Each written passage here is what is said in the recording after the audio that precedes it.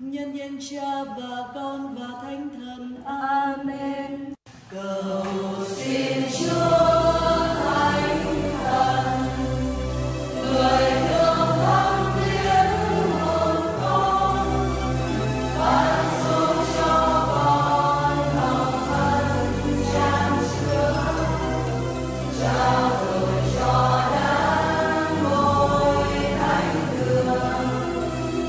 Nguyện xin Chúa hồi âm, nói nghe lời con thiết tha, tình thương bên ơn của con ngày đêm, đường thân xa hồn tràn ngàn thương yêu.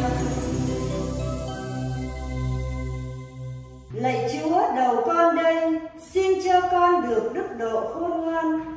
Lạy Chúa, miệng con đây, xin cho miệng con được cao rao lời ngợi khen Thiên Chúa. Lạy Chúa, lòng con đây, xin cho lòng con được làm đền thờ của Thiên Chúa. Lạy Cha, chúng con là kẻ có tội, xin Cha tha tội cho chúng con và toàn thế giới. Xin Cha ban bình an và sức mạnh cho Cha Truyền, Cha Tuấn, Cha Tuyến, cho chúng con và tất cả những người đến với Chúa Cha. Xin Cha chữa lành phần hồn phần xác cho chúng con. Xin Cha chữa lành cho toàn thế giới. Và xin Cha cho người bốn phương đến nhà Chúa Cha được ơn hoán cải, ơn đức tin và ơn chữa lành. Và xin Cha giúp cho Đức Thánh Cha, các hồng y, các giám mục, linh mục, tu sĩ nam nữ biết sống và làm việc theo sự chỉ đạo của Chúa Cha.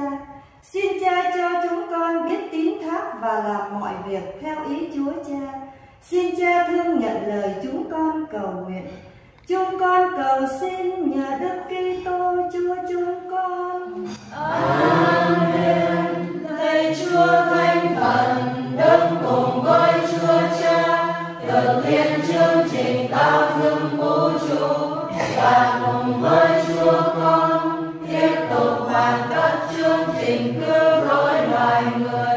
Con cung kính thờ lạy và nguyện cầu xin Chúa đêm viếng thăm và ban cho con muôn hồng ân. Con xin hiến dâng trí khôn, tấm lòng và ý chí của con. Xin Chúa giúp con hiểu biết chân lý phúc âm và luôn trung thành tuân giữ giáo huấn hội thánh.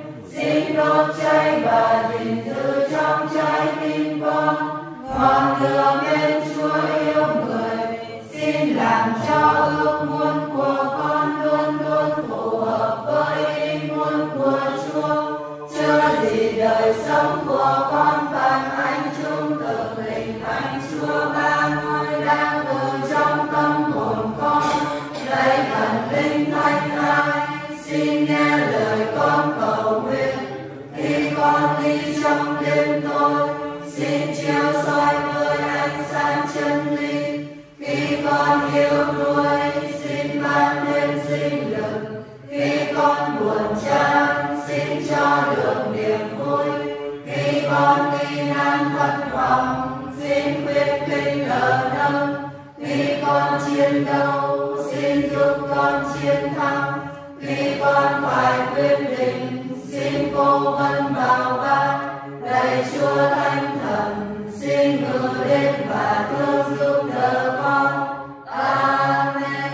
Lạy Chúa con, Chúa là đấng trọn tốt trọn lành vô cùng. Chúa đã dựng nên con và cho con Chúa ra đời. Chiều ra chiều chết vì con, mà con đã cả lòng phán mình nỗi nghĩa cùng Chúa. Vì con lo buồn đau đớn, cùng chê ghét mọi tội con trên hết mọi sự. Con dốc lòng chữa cái và nhờ ơn Chúa, vì con sẽ đánh xa dịch tội, cùng làm việc đền tội cho xứng. Amen. Lạy Cha, Chúa con thờ lạy Cha bằng trái tim Chúa Giêsu. Lạy Cha, chúng con dâng lên Cha các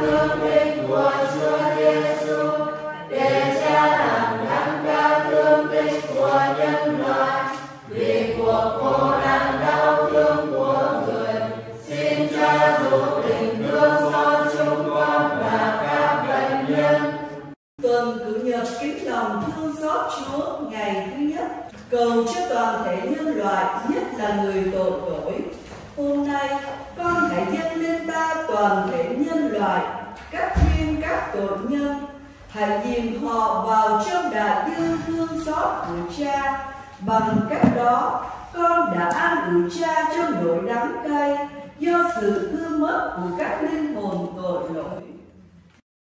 Lạy Chúa Giêsu đầy lòng thương xót, và tin Chúa là trắc ẩn, yêu thương và tha thứ. Xin Chúa đừng nhìn đến tội lỗi chúng con, nhưng hãy nhìn xem chúng con tin thác vào lòng nhân hậu vô cùng của Chúa. Xin hãy đón nhận hết thảy chúng con vào trái tim từ bi lân tốt của Chúa. Đừng bao giờ để chúng con lìa khỏi nơi đó. Chúng con cầu xin nhân danh tình yêu kết hợp Chúa là một cùng Chúa Cha và Chúa Thánh Thần. Lạy Cha hằng hữu, xin Cha nghe mắt xót thương toàn thể nhân loại, cách riêng các tội nhân khốn khổ. Họ đang ẩn mình trong trái tim từ bi vô cùng lân khuất của Chúa Giêsu.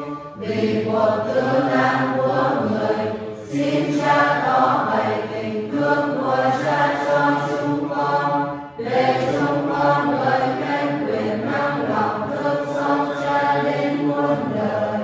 Amen.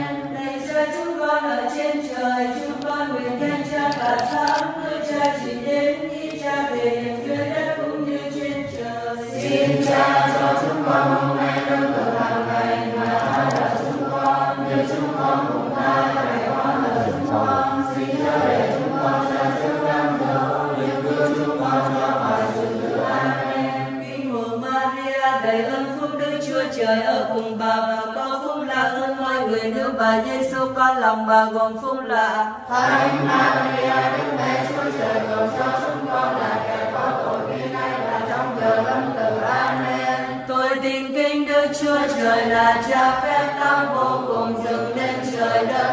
Tôi tin kính Đức Chúa Giêsu Kitô là con một Đức Chúa Cha, cùng là Chúa chúng tôi, bởi phép Đức Chúa Thánh Thần mà người xuống thai, sinh bởi bà Maria đồng trinh, chịu nạn đời quan Phong Siô Phi-la-tô, chịu đóng lên trên cây thánh giá, trên mà táng xác, xuống cùng tổ tông, ngày thứ ba bởi trong kẻ chết mà sống lại, lên trời ngự bên hữu Đức Chúa Cha phép tắc vô cùng. Ngày sau bởi trời lại xuống ban xem kẻ sống và kẻ chết.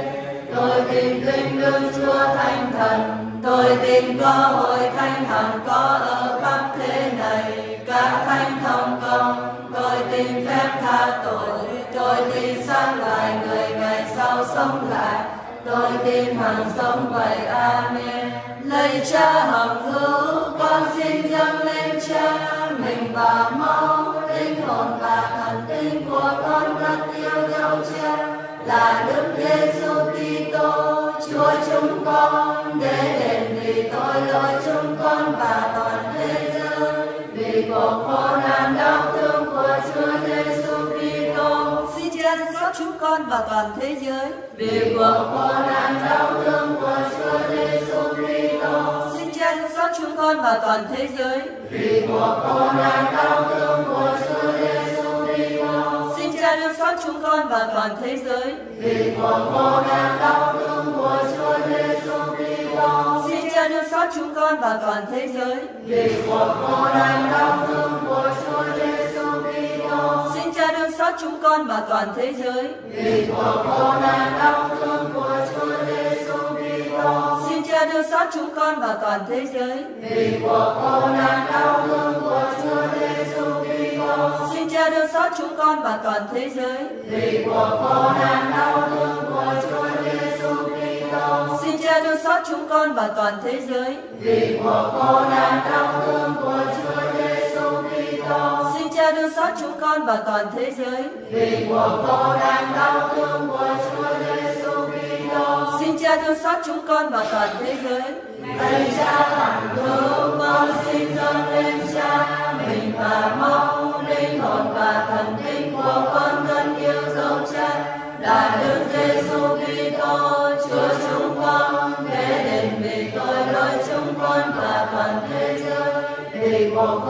nạn đau thương của Chúa Giêsu Kitô. Xin Cha thương xót chúng con và toàn thế giới. Vì của khổ nạn đau thương của Chúa Giêsu Kitô. Xin Cha thương xót chúng con và toàn thế giới. Vì của khổ nạn đau thương của Chúa Giêsu Kitô. Xin Cha thương xót chúng con và toàn thế giới. Vì của khổ nạn đau thương của Chúa Giêsu Kitô. Xin Cha thương xót chúng con và toàn thế giới. Vì của khổ nạn đau thương của Chúa Giêsu Kitô. Xin Cha thương xót chúng con và toàn thế giới. Vì của khổ nạn đau thương của Chúa Giêsu Kitô. Xin Cha thương xót chúng con và toàn thế giới. Vì của khổ nạn đau thương của Chúa Giêsu Kitô. Xin Cha thương xót chúng con và toàn thế giới. Vì của khổ nạn đau thương của Chúa Giêsu Kitô. Xin Cha thương xót chúng con và toàn thế giới. Vì của khổ nạn đau thương của Chúa Giêsu Kitô. Xin Cha thương xót chúng con và toàn thế giới. Vì của khổ nạn đau thương của Chúa Giêsu Kitô. Xin Cha thương xót chúng con và toàn thế giới. Lạy Cha hằng hữu, con xin dâng lên Cha mình và máu, linh hồn và thần tinh của con rất yêu dấu Cha là Đức Giêsu Kitô, Chúa chúng con, để đền vì tội lỗi chúng con và toàn thế giới. Vì của khổ nạn đau thương của Chúa Giêsu Kitô. Xin Cha thương xót chúng con và toàn thế giới. Vì của khổ nạn đau thương của Chúa Giêsu Kitô. Xin Cha thương xót chúng con và toàn thế giới. Vì của khổ nạn đau thương của Chúa Giêsu Kitô. Xin Cha thương xót chúng con và toàn thế giới. Vì của khổ nạn đau thương của Chúa Giêsu Kitô. Xin Cha thương xót chúng con và toàn thế giới. Vì của khổ nạn đau thương của Chúa Giêsu Kitô. Xin Cha thương xót chúng con và toàn thế giới. Vì của khổ nạn đau thương của Chúa Giêsu Kitô. Xin Cha thương xót chúng con và toàn thế giới. Vì của khổ nạn đau thương của Chúa Giêsu Kitô. Xin Cha thương xót chúng con và toàn thế giới. Vì của khổ nạn đau thương của Chúa Giêsu Kitô. Xin Cha thương xót chúng con và toàn thế giới. Vì của khổ nạn đau thương của Chúa Giêsu Kitô. Xin Cha thương xót chúng con và toàn thế giới. Vì của khổ nạn đau thương của Chúa Giêsu Kitô. Xin Cha thương xót chúng con và toàn thế giới. Lạy Cha hằng hữu, con xin dâng lên Cha mình và máu, linh hồn và thần tinh của con rất yêu dấu Cha là Đức Giêsu Kitô, Chúa chúng con, để đền vì tội lỗi chúng con và toàn thế giới. Vì của khổ nạn đau thương của Chúa Giêsu Kitô. Xin Cha thương xót chúng con và toàn thế giới. Vì của khổ nạn đau thương của Chúa Giêsu Kitô. Xin Cha thương xót chúng con và toàn thế giới. Vì của khổ nạn đau thương của Chúa Giêsu Kitô. Xin Cha thương xót chúng con và toàn thế giới. Vì của khổ nạn đau thương của Chúa Giêsu Kitô. Xin Cha thương xót chúng con và toàn thế giới. Vì của khổ nạn đau thương của Chúa Giêsu Kitô. Xin Cha thương xót chúng con và toàn thế giới. Vì của khổ nạn đau thương của Chúa Giêsu Kitô. Xin Cha thương xót chúng con và toàn thế giới. Vì của khổ nạn đau thương của Chúa Giêsu Kitô. Xin Cha thương xót chúng con và toàn thế giới. Vì của khổ nạn đau thương của Chúa Giêsu Kitô. Xin Cha thương xót chúng con và toàn thế giới. Vì của khổ nạn đau thương của Chúa Giêsu Kitô. Xin Cha thương xót chúng con và toàn thế giới. Vì của khổ nạn đau thương của Chúa Giêsu Kitô. Xin Cha thương xót chúng con và toàn thế giới. Lạy Cha hằng hữu, con xin dâng lên Cha mình và máu, linh hồn và thần tinh của con rất yêu dấu Cha là Đức Giêsu Kitô, Chúa chúng con, để đền vì tội lỗi chúng con và toàn thế giới. Vì của khổ nạn đau thương của Chúa Giêsu Kitô. Xin Cha thương xót chúng con và toàn thế giới. Vì của khổ nạn đau thương của Chúa Giêsu Kitô. Xin Cha thương xót chúng con và toàn thế giới. Vì của khổ nạn đau thương của Chúa Giêsu Kitô. Xin Cha thương xót chúng con và toàn thế giới. Vì của khổ nạn đau thương của Chúa Giêsu Kitô. Xin Cha thương xót chúng con và toàn thế giới. Vì của khổ nạn đau thương của Chúa Giêsu Kitô. Xin Cha thương xót chúng con và toàn thế giới. Vì của khổ nạn đau thương của Chúa Giêsu Kitô. Xin Cha thương xót chúng con và toàn thế giới. Vì của khổ nạn đau thương của Chúa Giêsu Kitô. Xin Cha đương xót chúng con và toàn thế giới. Vì cuộc khổ nạn đau thương của Chúa Giêsu Kitô. Xin Cha đương xót chúng con và toàn thế giới. Vì cuộc khổ nạn đau thương của Chúa Giêsu Kitô. Xin Cha đương xót chúng con và toàn thế giới. Vì cuộc khổ nạn đau thương của Chúa Giêsu Kitô. Xin Cha đương xót chúng con và toàn thế giới. Lạy Đấng Chí Thánh là Thiên Chúa toàn năng hằng hữu, xin thương xót chúng con và toàn thế giới. Lạy Đấng Chí Thánh là Thiên Chúa toàn năng hằng hữu, xin thương xót chúng con và toàn thế giới. Lạy Đấng Chí Thánh là Thiên Chúa toàn năng hằng hữu, xin thương xót chúng con và toàn thế giới. Vinh lạy mong và nước đã tuôn trào từ thánh tâm Chúa Giêsu như thác nguồn thương xót chúng con tin thác vào Chúa. Vinh lạy mong và nước đã tuôn trào từ thánh tâm Chúa Giêsu như thác nguồn thương xót chúng con tin thác vào Chúa. Vinh lạy mong và nước đã tuôn trào từ thánh tâm Chúa Giêsu như thác nguồn thương xót chúng con tin thác vào Chúa. Lạy Cha đấng đầy lòng trắc ân, đấng duy nhất tốt lành, con chạy đến van xin lòng thương xót của Cha. Mặc dù tội lỗi con to lớn và sự xúc phạm thì quá nhiều, con vẫn tin tha vào lòng thương xót của Cha, bởi vì Cha là đấng xót thương. Từ xưa tới nay chưa từng nghe có người nào tin tha vào Cha mà bị thất vọng. Lạy Cha từ bi, chỉ mình Cha mới phán xét con. Cha không bao giờ từ chối khi con thông hối ăn năn chạy tới lòng thương xót của Cha, nơi mà chưa một linh hồn nào bị từ chối, mặc dù họ là một linh hồn vô cùng tội lỗi. Lời Chúa Giêsu con Cha đã bảo đảm với con rằng thà rằng trời đất này biến ra không, nhưng lòng thương xót của Cha luôn ấp ủ một linh hồn tin tha. Lạy Chúa Giêsu là ban chi kỷ của những trái tim lẻ loi cô độc. Chúa là thiên đàng, là đấng cứu rỗi, là sự an bình trong những giây phút buồn phiền. Giữa biển hoang mang nghi ngại, Chúa là ánh sáng chiếu soi bước đường con đi. Chúa là tất cả của mỗi linh hồn vô độc. Chúa biết sự yêu mến của chúng con và giống như một danh y đôn, Chúa an ủi và chữa lành những đau đớn của chúng con. Amen.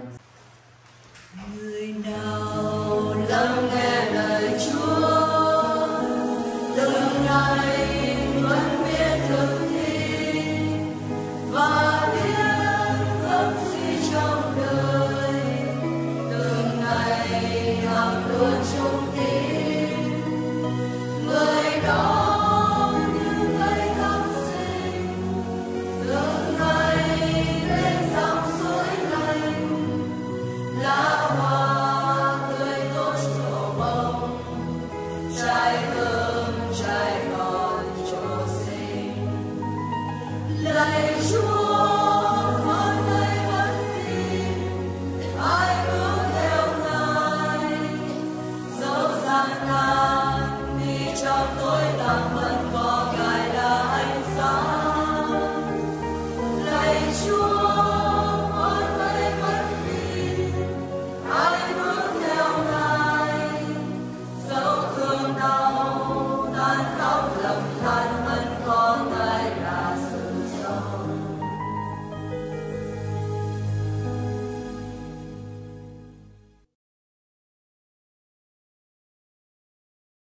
Bài trích sách tiên tri Giai-a. Chúa ngươi phán: hỡi dân ta, hãy an tâm, hãy an tâm. Hãy nói với Jerusalem và kêu gọi rằng thời nô lệ đã chấm dứt, tội lỗi đã được ân xá. Chúa đã ban ơn nhiều gấp 2 lần tội lỗi. Và có tiếng kêu trong hoang địa rằng: hãy dọn đường Chúa, hãy sửa đường Chúa chúng ta trong hoang địa cho ngay thẳng. Hãy lấp mọi hố sâu và hãy bạc mọi núi đồi. Con đường cong queo hãy làm cho ngay thẳng. Con đường gồ ghề hãy sang cho bằng, và vinh hiển Chúa sẽ xuất hiện.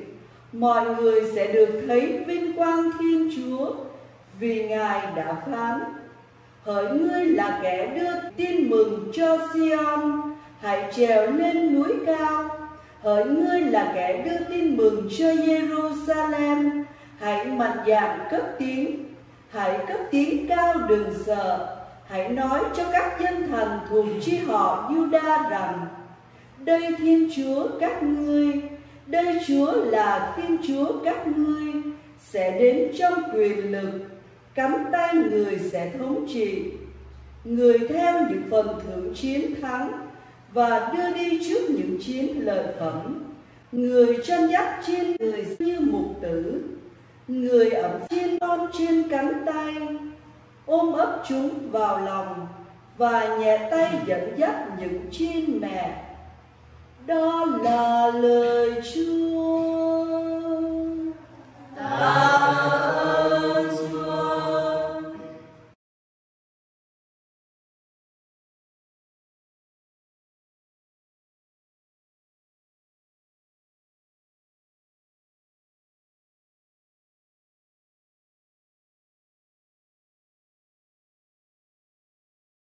Tin mừng Chúa Giêsu Kitô theo Thánh Mác-cô. Khởi đầu phúc âm của Đức Giêsu Kitô con Thiên Chúa. Như có lời tiên tri Isaiah chép rằng: đây ta sai thiên thần của ta đến trước mặt ngươi để dọn đường cho ngươi. Có tiếng kêu trong hoang địa rằng: hãy dọn đường Chúa, hãy sửa đường Chúa cho ngay thẳng. Gioan Tẩy Giả xuất hiện trong hoang địa, rao giảng phép rửa sám hối cầu ơn tha tội. Dân cả miền Judea và Jerusalem tuôn đến với người, hú tội và chịu phép rửa trong sông Giô-đan. Lúc đó, Gioan mặc áo lông lạc đà, thắt lưng bằng dây da thú, ăn châu chấu và uống mật ong rừng. Người rao giảng rằng: đấng đến sau tôi, quyền năng hơn tôi không đáng cúi xuống cởi dây giày người. Phần tôi lấy nước mà rửa các ngươi, còn Ngài sẽ rửa các ngươi trong Chúa Thánh Thần. Đó là lời Chúa. Lạy Chúa Kitô, ngợi khen Chúa. Lạy Chúa Giêsu, từ nay chúng con xin hoàn toàn thân hiến cho Chúa. Trong bàn tay từ ái Chúa, chúng con dâng hiến trọn vẹn quá khứ, hiện tại và tương lai của chúng con. Lạy Chúa Giêsu, từ nay xin Chúa hãy săn sóc, bảo vệ, chở che gia đình của chúng con.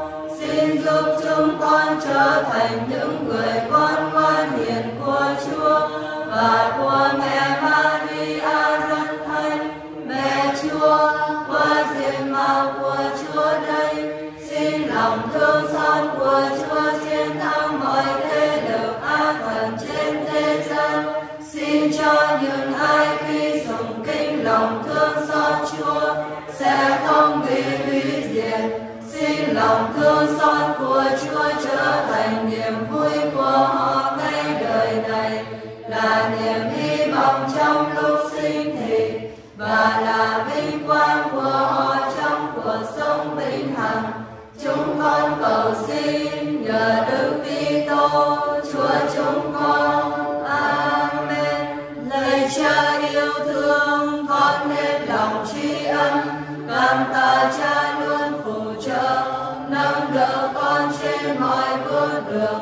Cha đã gìn giữ xác hồn con an toàn ban ngày cũng như lúc đêm khuya. Ngày hôm nay con không biết những biến cố nào sẽ xảy đến cho con và những người thân yêu của con, nhưng ngay từ giây phút này con xin cảm tạ Cha vì mọi niềm vui, hạnh phúc cũng như khổ đau, mạnh khỏe hay ốm yếu, mọi thành công cũng như thất bại. Con biết rằng mọi sự đều trở nên tốt cho những ai yêu mến rằng dù bất cứ hoàn cảnh nào, Cha cũng luôn ở bên cạnh để phù trợ, giữ gìn con như con người trong mắt Cha. Giờ phút này, con muốn chấp nhận hoàn toàn thanh ý Cha, muốn trở thành người con luôn làm vui lòng Cha. Xin Cha hoàn tất mọi ý định yêu thương nhiệm màu của Cha cho đời con. Xin Cha chúc lành cho mọi việc con làm trong ngày hôm nay. Xin Cha ban cho con sức khỏe tâm linh và thể xác. Xin Cha sự giàu thanh thần quyền năng cho lý trí và tình cảm, cũng như mọi mối liên hệ của con. Xin Cha gìn giữ toàn thể gia đình con và những người con thương mến khỏi mọi nguy hiểm xã hội. Lạy Chúa Giêsu dấu ai, giờ phút này con nguyện xin Chúa thay đổi trái tim con, để con trở thành hình ảnh của tình yêu Chúa. Xin Chúa chữa lành cho những ai đang mắc bệnh trầm kha. Xin Chúa an ủi những ai giờ đây đang than khóc. Xin Chúa bổ dưỡng cho những ai đang yếu nhược, nên sức mạnh cho những ai đang kiệt sức, nên niềm vui và hạnh phúc trọn vẹn cho những ai đang đuối sầu, cô đơn và thất vọng. Xin Chúa thương những ai đang đói khổ, không được sống xứng đáng phẩm giá con người. Xin Chúa chung lành cho những người đang cố gắng nỗ lực đem lời Chúa gieo rắc trên khắp cùng thế giới. Xin Chúa cho con luôn trung thành tuyên xưng cho mọi người biết tình yêu vô lượng của Chúa, để tìm về tôn thờ yêu mến, hậu tìm được hạnh phúc vô biên. Chúng con khẩn nguyện những điều trên trong danh Thánh Chúa Giêsu, con Cha và là Chúa chúng con, đấng đang sống và hiển trị với Cha, cùng với Chúa Thánh Linh đến muôn thuở muôn đời. Amen.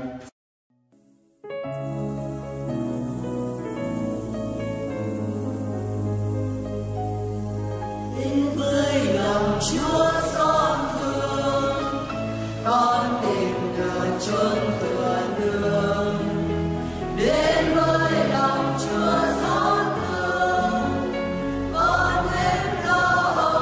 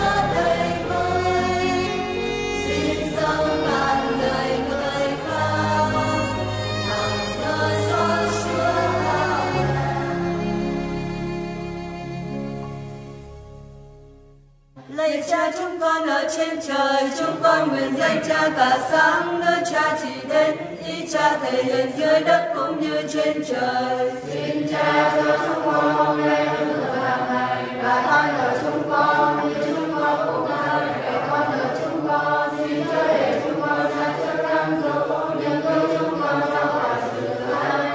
Kinh mừng Maria, đầy ơn phúc Đức Chúa Trời ở cùng bà có phúc lạ hơn mọi người nữ, và Giêsu con lòng bà gồm phúc lạ.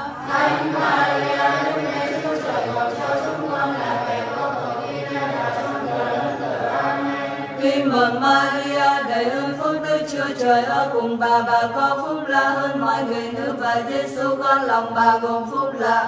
Thánh Maria, Đức Mẹ Chúa Trời, cầu cho chúng con là kẻ có tội khi nay và trong giờ lâm tử. Amen. Kinh mừng Maria, đầy ơn phúc Đức Chúa Trời ở cùng bà có phúc lạ hơn mọi người nữ, và Giêsu con lòng bà gồm phúc lạ. Thánh Maria, Đức Mẹ Chúa Trời, cầu cho chúng con là kẻ có tội khi nay và trong giờ lâm tử. Amen. Kinh mừng Maria, đầy ơn phúc Đức Chúa Trời ở cùng bà có phúc lạ hơn mọi người nữ, và Giêsu con lòng bà gồm phúc lạ. Thánh Maria, Đức Mẹ Chúa Trời, cầu cho chúng con là kẻ có tội khi nay và trong giờ lâm tử. Amen. Kinh mừng Maria, đầy ơn phúc Đức Chúa Trời ở cùng bà có phúc lạ hơn mọi người nữ, và Giêsu con lòng bà gồm phúc lạ. Thánh Maria, Đức Mẹ Chúa Trời, cầu cho chúng con là kẻ có tội khi nay và trong giờ lâm tử. Amen. Kinh mừng Maria, đầy ơn phúc Đức Chúa Trời ở cùng bà có phúc lạ hơn mọi người nữ, và Giêsu con lòng bà gồm phúc lạ.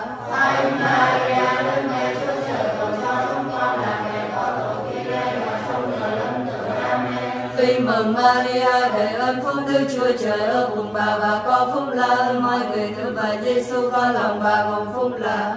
Thánh Maria, Đức Mẹ Chúa Trời, cầu cho chúng con là kẻ có tội khi nay và trong giờ lâm tử. Amen. Kinh mừng Maria, đầy ơn phúc Đức Chúa Trời ở cùng bà có phúc lạ hơn mọi người nữ, và Giêsu con lòng bà gồm phúc lạ. Thánh Maria, Đức Mẹ Chúa Trời, cầu cho chúng con là kẻ có tội khi nay và trong giờ lâm tử. Amen. Kinh mừng Maria, đầy ơn phúc Đức Chúa Trời ở cùng bà có phúc lạ hơn mọi người nữ, và Giêsu con lòng bà gồm phúc lạ. Thánh Maria, Đức Mẹ Chúa Trời, cầu cho chúng con là kẻ có tội khi nay và trong giờ lâm tử. Amen. Kinh mừng Maria, đầy ơn phúc Đức Chúa Trời ở cùng bà có phúc lạ hơn mọi người nữ, và Giêsu con lòng bà gồm phúc lạ. Thánh Maria, Đức Mẹ Chúa Trời, cầu cho chúng con là kẻ có tội khi nay và trong giờ lâm tử. Amen. Kinh mừng Maria, đầy ơn phúc Đức Chúa Trời ở cùng bà có phúc lạ hơn mọi người nữ, và Giêsu con lòng bà gồm phúc lạ. Thánh Maria, Đức Mẹ Chúa Trời, cầu cho chúng con là kẻ có tội khi nay và trong giờ lâm tử. Amen.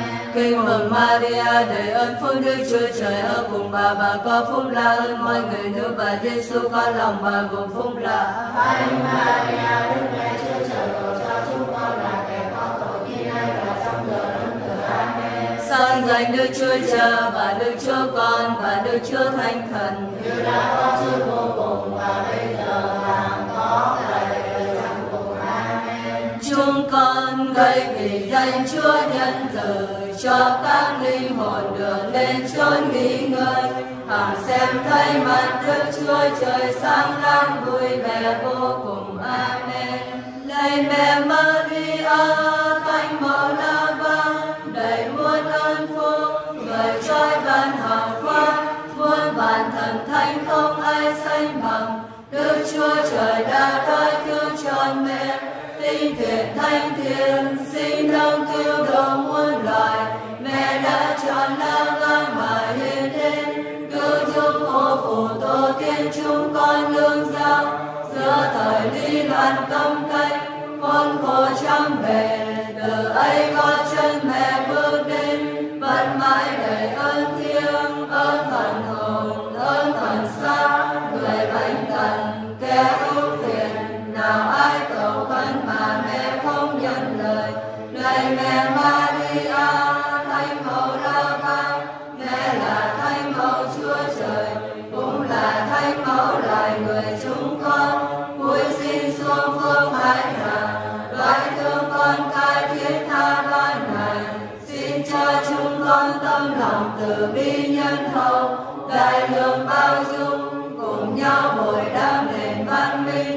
thương và sự sống.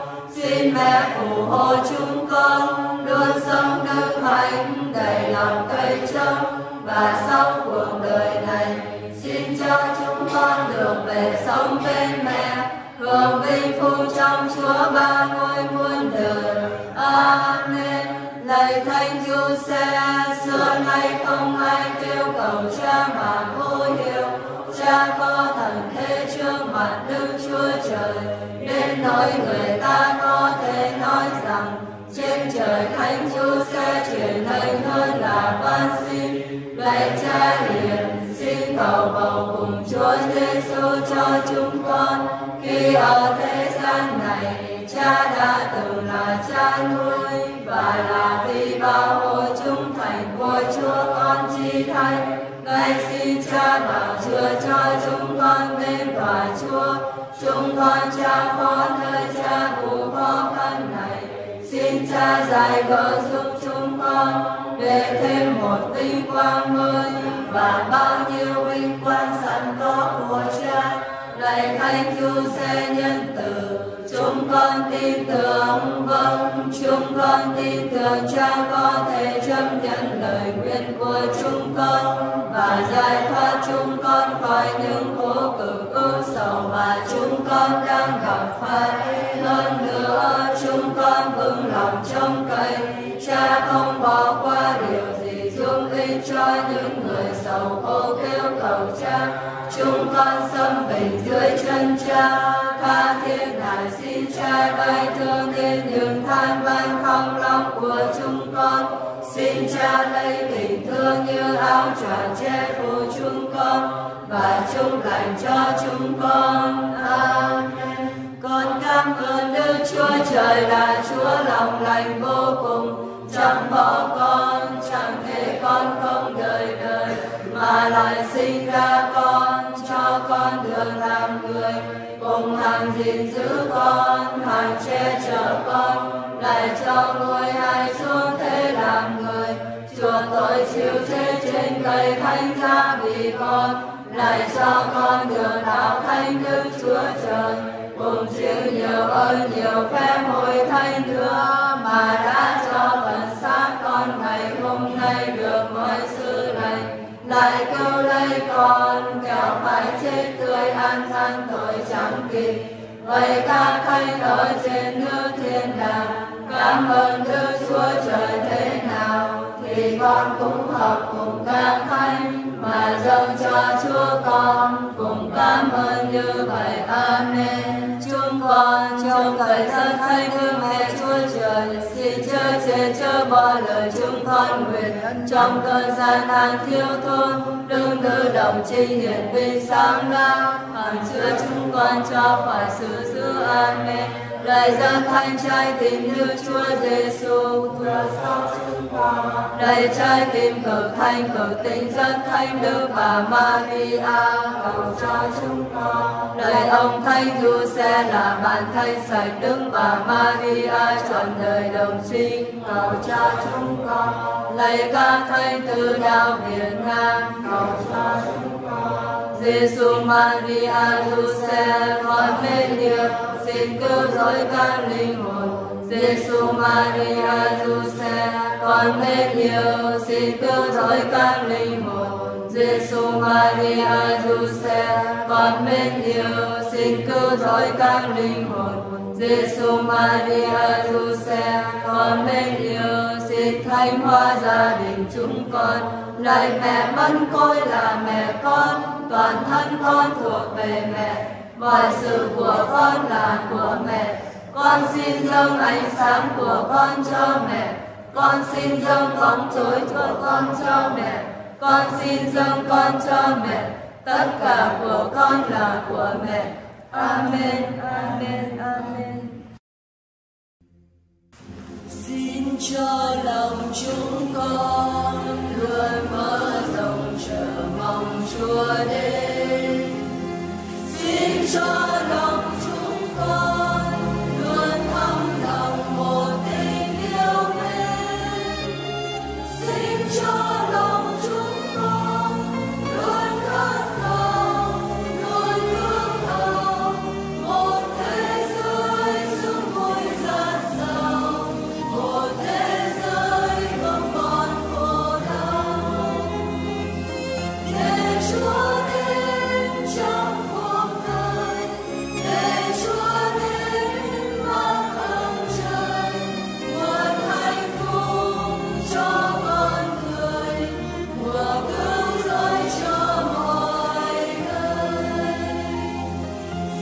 cho lòng chúng con không oan hờn và không ghen ghét. Xin cho lòng chúng con luôn quang đại và luôn tha thứ. Xin cho lòng chúng con yêu mến người, yêu suốt đời, chỉ biết sống biết dâng vùng vụ và hướng đến ân tình trời cao. Để Chúa đến trong cuộc đời, để Chúa đến mang ơn trời, nguồn hạnh phúc cho con người, mùa cứu rỗi cho mọi người.